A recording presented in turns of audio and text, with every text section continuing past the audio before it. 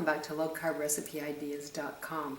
Today we're going to make a great one meal recipe, and it's a low-carb hamburger cheese bake casserole. I want to do something simple. I've got a lot of stuff going on in my life lately, and not even 2 weeks from now I'm going on a big trip for a month. My husband and I are going to Vietnam, Cambodia, Laos, and Thailand. So we're really looking forward to it. So I won't be seeing you guys for a little bit, but I'll try and cram in a couple of recipes before I go. So anyway, we're going to do a low-carb hamburger cheese bake casserole. I think you'll enjoy it. I have 1.5 pounds of lean ground beef. You know, when you're doing the keto or the low carb, we can use our medium or regular ground beef. It's still embedded in my head, and I'm sure everybody else is, that you go buy lean ground beef because of the fat to eliminate some of it, but the fat actually is, animal fat is really good for you. So that's something that I have to keep telling myself when I go shopping. Anyway, I've got 1.5 pounds of lean ground beef. That's what I'm using today, and I'm going to use a teaspoon of my Herbamare. If you don't have Herbamare, you can use salt and pepper if you'd like, but I just love this spice. A lot of my followers are using it and they actually enjoy it. It's really delicious. If you got a beautiful steak, just before you put it on the barbecue, sprinkle a lot of the Herbamare on it and cook it, and that's all you're using is the Herbamare on the steak, and it is delicious. So I'm using a teaspoon of Herbamare. You could even probably use a little bit more, but I'm putting in a teaspoon just to give you an idea. And I'm going to put in a chopped onion, and it's a medium-sized onion, so there's about the size that I did use. So we're going to put that in also. So we're going to cook this up, and I did big chunks for the onions today, not just little tiny fine ones. So we're going to cook this up, and I'll get back to when we get closer to it being cooked. I forgot to put in my minced garlic, and it was 1 clove of garlic. So we'll just stir that around, and there we go. Now we'll just let this cook. Our ground beef is cooked, so I'm going to add in 2 tablespoons of cream cheese, and I just kind of cut them into little squares to help them melt a little bit easier in the pan. Now this dish, you can make it without cooking the ground beef first. You can put everything in a casserole dish and throw it in the oven, and it will take about 40 minutes to cook compared to doing it this way. I've got everything basically pre-cooked, and it'll take about 15 minutes in the oven just to melt the cheese and get everything ready to go. So those are your 2 options with this recipe. So I'm just going to stir this until all the cream cheese is melted. And while this is happening, I'm going to switch over and make the sauce for the casserole. In a bowl, we're going to add in 3 eggs.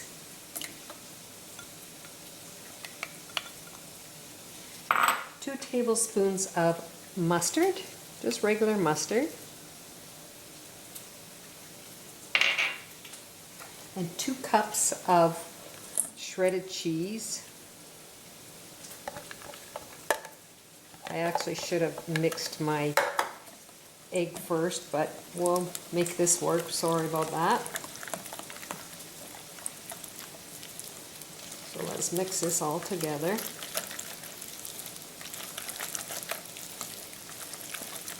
There we go. And 3/4 cups of whipping cream, heavy cream, and that's about 35%. I guess I should grab the container so you can see what cream I'm using. So this is the cream that I'm using, natural, 35%. Okay, we've got this all nice and mixed, so I'm going to set that aside. Bring over my dish. This dish is 7 by 11, so if you use the 9 by 9, that sort of size of a dish would be perfect. And now we're going to put our ground beef mixture in. You can use a bigger pan. It's just going to, ovenware dish, it's just going to be thinner, that's all. But I think this size is a good size. And my wool skillet here is very heavy.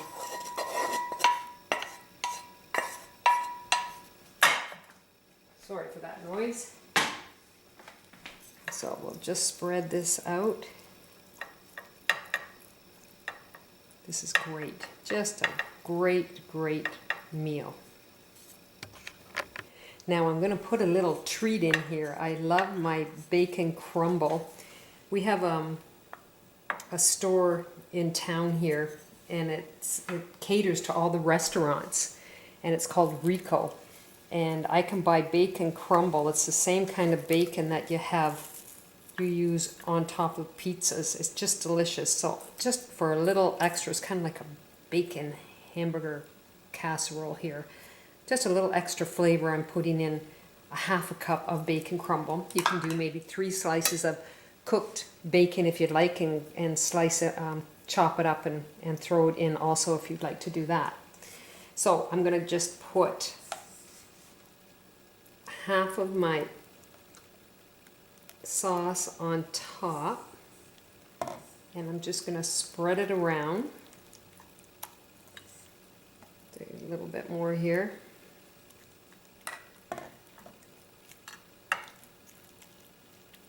Everything takes a little bit more time when you got to spread stuff to make it even or whatever, but it's worth it. It really is.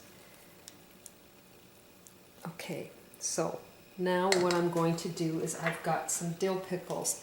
I didn't have very much left in my jar, so I've got the slice. So I'm just going to take, I had about 6 slices of dill pickle, so I'm just going to put dill pickle on. Oh, I'm losing the juice on here. So let's just spread this around. And because my husband doesn't like dill pickle, I am going to add in sweet relish on a little bit of it because I know he'll be grumbling. So that is optional. Your carb count will be higher, but I took 3 tablespoons, let me just turn this around here, of sweet relish, and that's up to you if you want to use this. I just know he likes it better, so I'm going to put it in there.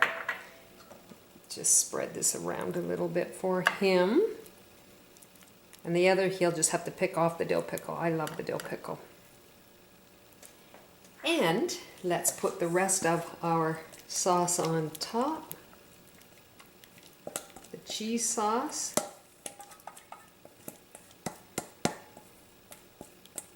And we'll get it ready to put in the oven.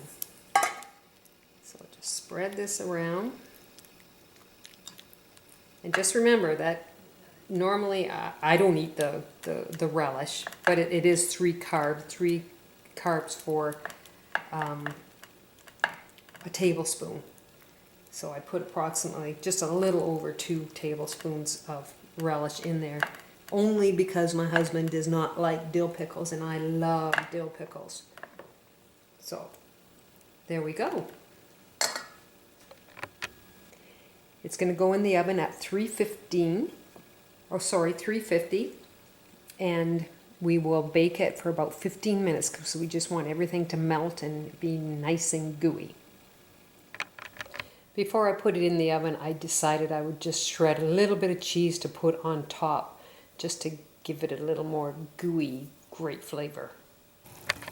I just took it out of the oven. I had it in there for approximately 20 minutes, 22 minutes. So I'm just going to let it set for 10 minutes and then we'll be serving. So to top off this recipe, I am just going to put cherry tomatoes on because that just tastes so good. It's like a hamburger and you got to have those tomatoes on there as far as I'm concerned. So we're going to just put them all on here. I've let it sit for 10 minutes and now I'm going to cut it and we're going to give it a taste. So here is my low carb hamburger cheese bake. It's quite delicious. Now I've tried both of them. I tried the one with the dill pickle in it, and then I tried the one with the relish. I wanted to do both because my husband doesn't like dill pickle. And honestly, I like the relish better. It does have more carbs in it. It's like my relish that I use, it was 3 carbs per tablespoon.